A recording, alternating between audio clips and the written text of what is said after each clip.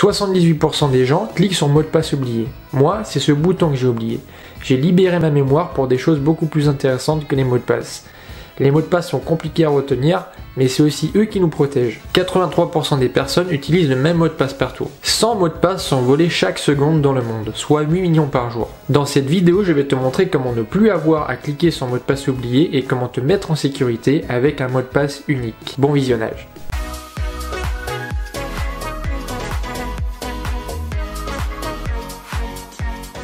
Salut à toi, j'espère que tu vas bien, moi c'est Max, bienvenue sur ma chaîne dans laquelle j'aide tous ceux qui veulent s'initier aux bases de l'informatique. Le but du jeu étant de ne plus avoir peur de ton ordinateur, et aujourd'hui on va parler mot de passe. Alors un mot de passe, qu'est-ce que c'est? Un mot de passe est une séquence de caractères qui te permet de t'authentifier, que ce soit sur ton PC, ta tablette, ton smartphone, il y en a partout. Et il est très important d'avoir des mots de passe sécurisés sur des sites tels que des impôts ou ta banque. Un mot de passe, ça peut ressembler à ça, ou à ça. L'avantage dans le premier cas, c'est qu'il est très facile à retenir. Il fait souvent partie de ta vie parce que c'est ta date de naissance, le prénom de tes enfants, de ton chien, etc. Par contre, il est facilement craquable. D'ailleurs, comme tu peux le voir, la liste des mots de passe les plus utilisés n'a pas changé depuis plusieurs années. On y retrouve dans les premières places les fameux 1, 2, 3, 4, 5, 6, les passwords ou encore les QWERTY. Je te conseille vivement d'utiliser la seconde méthode. Certes, les mots de passe sont plus difficiles à retenir, mais tu n'en as plus besoin, et je vais te montrer ça dans la suite de la vidéo. De plus, je te conseille de ne pas confier ton mot de passe à ton navigateur, tel que Chrome ou Mozilla. Certes, c'est hyper pratique, mais ce n'est pas sécurisé. Les algorithmes de sécurité des navigateurs sont connus pour être très peu fiables. À titre d'exemple, pour les mots de passe, une organisation dans la cybersécurité a démontré qu'un code ne comportant que des chiffres ne pourrait être acceptable qu'au bout de 16 caractères. En effet, cela prendrait 1 an aux hackers pour le craquer, ils vont donc abandonner. Ce nombre de caractères descend à 10 lorsqu'on mélange majuscules, minuscules et chiffres. À la différence d'un même code, à 6 caractères qui seraient trouvés en simplement 3 minutes. Bien sûr, il existe sur certains sites un système de double authentification et je te conseille de l'utiliser. La double authentification, c'est un système qui te permet de rentrer tes identifiants, ton mot de passe, et en parallèle de recevoir un code via un SMS ou via ton application mobile ou même un mail qui te permet d'être vraiment sûr que c'est toi qui veux te connecter à ton compte. Malheureusement, tous les services ne le proposent pas encore. Donc comment avoir un mot de passe long et sécurisé sans être obligé de le retenir? C'est difficile à croire, mais tes mots de passe seront plus en sécurité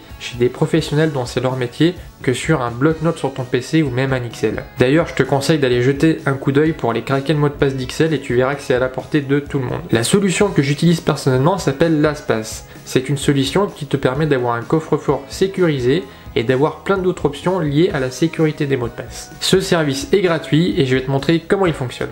Nous voici donc dans l'environnement LastPass. Donc là, je viens de me connecter sur le site de LastPass.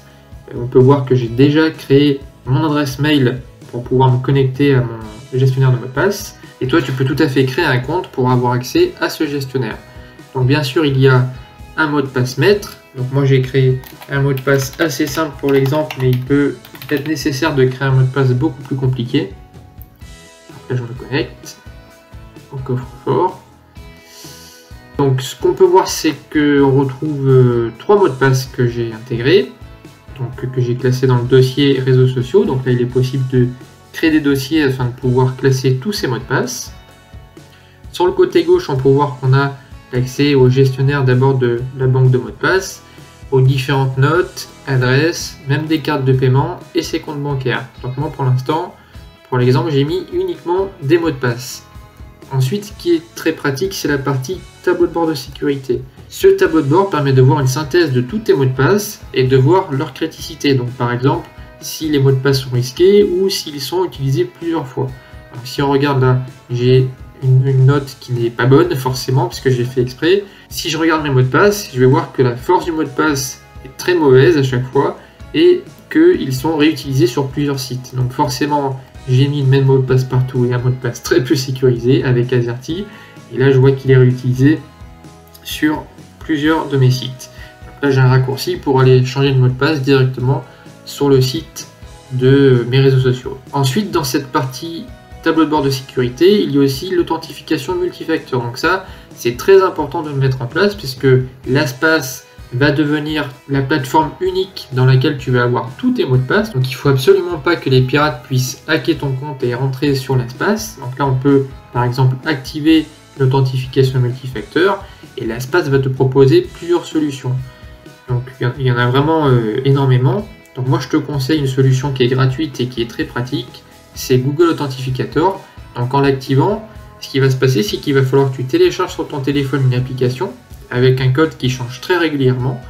Et quand l'espace va se connecter, il va te demander ce code. Donc il suffira juste de lancer ton téléphone, de regarder ce code, de le saisir, et tu vas directement t'authentifier sur l'espace. Et ça, personne d'autre ne pourra le faire, puisqu'il n'y aura que toi qui aura Google Authentificator avec ton compte lié à l'espace.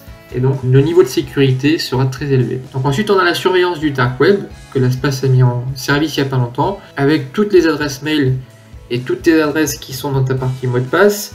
Et en l'activant, l'espace, bon je sais pas trop comment ça fonctionne derrière, mais l'espace va vérifier s'il n'y a pas des activités un petit peu suspectes sur tes comptes. Donc moi je l'ai activé, et c'est vrai que ça permet d'avoir une surveillance en continu. Donc l'espace est très pratique. Et ce qui est très pratique quand tu es sur ton navigateur, c'est surtout son extension.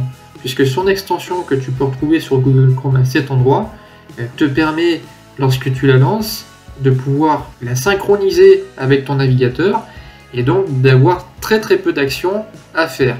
Donc après tu as différentes options comme par exemple générer un mot de passe sécurisé.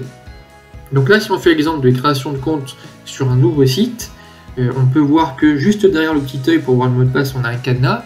Et si je clique sur ce cadenas, l'espace va me proposer un mot de passe fort, donc qui a un certain nombre de caractères. Et si je clique sur afficher les options, j'ai encore plus d'informations. Donc je peux même décider d'aller mettre un nombre de caractères très important, je crois jusqu'à 99, pour pouvoir avoir un mot de passe très fort et que les hackers mettent énormément de temps à le craquer, donc ils vont forcément abandonner. Ensuite sur le côté droit, là on va voir des options, donc comme mettre des majuscules, minuscules, des chiffres, même des symboles. Et donc plus il y a d'options cochées, et plus tu vas pouvoir avoir un niveau de sécurité élevé. Donc ensuite tu as des options mais que je ne te conseille pas lorsque tu mets par exemple facile à dire ou facile à lire, puisque j'ai fait le test et c'est pas forcément facile à dire ou à lire.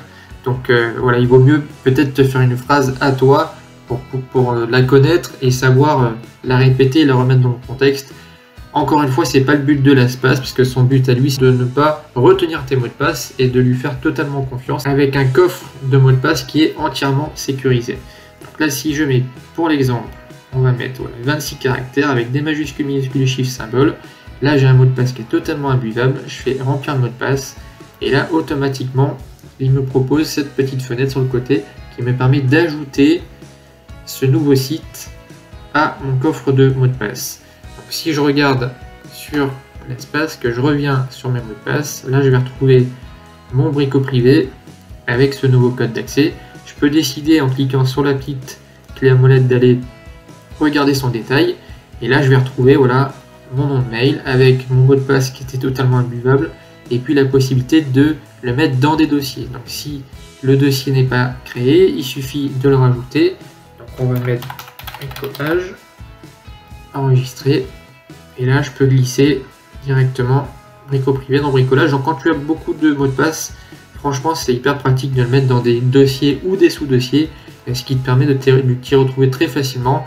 Et tu as aussi la recherche tout en haut qui te permet voilà, de trouver en mettant le début du nom facilement ton mot de passe. Si maintenant on refait un petit check rapide sur tableau de bord de sécurité, qu'est-ce qu'on va voir que mon niveau, mon score est pas très bon de la même manière.